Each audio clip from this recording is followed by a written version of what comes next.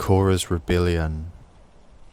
At some point on Israel's journey to the Promised Land, Korah the son of Izhar from the tribe of Levi, with Dathan and Abiram the sons of Eliab from the tribe of Judah, and a collection of 250 leaders from the tribe of Levi, assembled before Moses and Aaron to complain about the two status above the rest of Israel, claiming all of Israel was holy, not just them.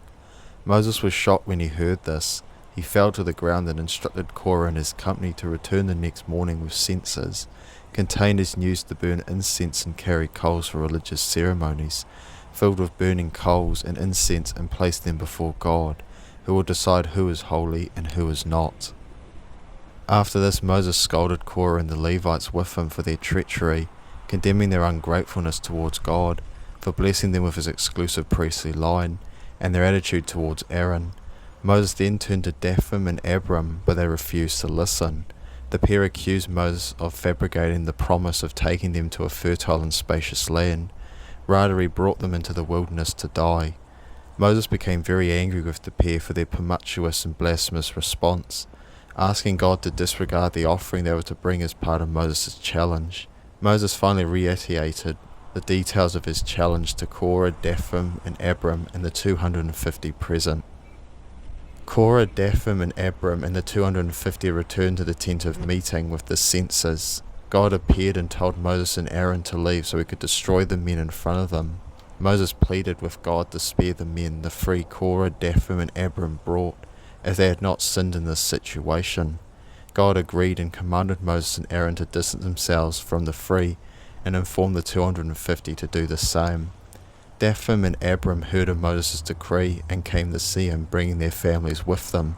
They confronted Moses, and Moses responded by saying if God wasn't with Israel, Korah, Dathan, and Abiram and the 250 would die of natural causes. Yet if he was, the earth would open and swallow them alive.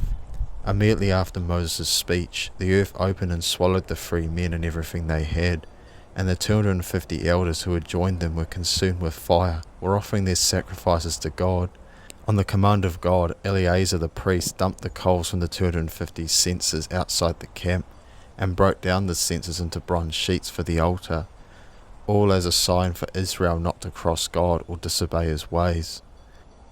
The day after the deaths of Korah, Dathan, and Abiram and the 250, the Israelites gathered around the tent of meeting to confront Moses and Aaron about the free and the 250's deaths. Suddenly God appeared ready to destroy the assembly standing before Moses and Aaron. Moses instructed Aaron to fill his censer with burning coals and incense and make atonement for the congregation, knowing God was angry.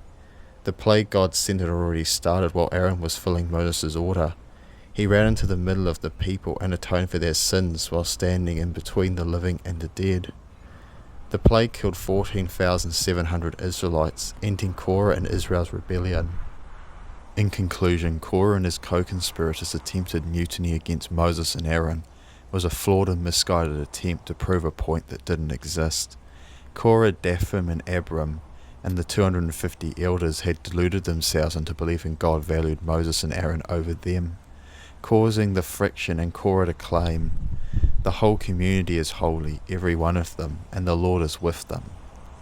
Korah's statement is true. God was with every Israelite during their journey to the Promised Land, yet his claim that Moses and Aaron had elevated themselves above everyone else is wrong. God had commissioned Moses and Aaron, along with Miriam, their sister, to lead the Israelite people. Moses is God's right-hand man, Aaron is the high priest, and Miriam is a prophetess. This doesn't mean God saw the free as above the rest of the Israelites. It was just their calling, and Korah, Dathan, and Abiram were jealous. They let their pride get in the way and made presumptuous and blasphemous claims, which led to God destroying them. Although today God wouldn't punish us the way he did Korah and company, the story of Korah's rebellion shows how God hates arrogance and entitlement.